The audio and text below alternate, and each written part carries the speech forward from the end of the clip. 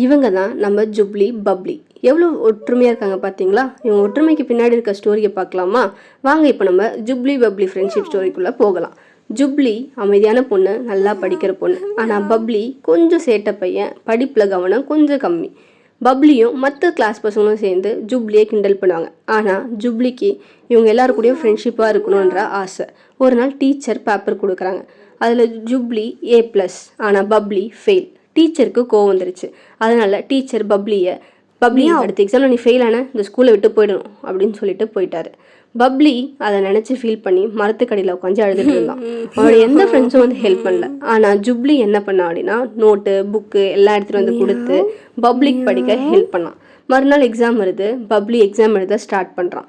ஜுப்லி கோவிலுக்கு போயிட்டு பப்ளி எப்படியாச்சும் பாஸ் ஆகிடணும், நல்ல மார்க் எடுக்கணும்னு சொல்லிட்டு ப்ரே பண்ண ஸ்டார்ட் பண்ணுறான். பப்ளியும் கடினமாக யோசித்து நல்லபடியாக எக்ஸாம் முடிக்கிறான். மறுநாள் டீச்சர் பேப்பர் கொடுக்குறாங்க. பப்ளி அதில் பாஸ் ஆகிட்டான். பப்ளி அப்போ தான் அவனோட தப்பை உணர்ந்து ஜுப்லியோட ஃப்ரெண்ட்ஷிப்பை உணர்ந்து ஒரு ஹக் பண்ணி சாரியும் தேங்க்யூவும் சொல்கிறான். மற்ற கிளாஸ் பசங்களும் அதை ரியலைஸ் பண்ணி எல்லாரும் இப்போ ஒன்றா சேர்ந்து ஃப்ரெண்ட்ஷிப்பாக ஜாலியாக இருக்காங்க.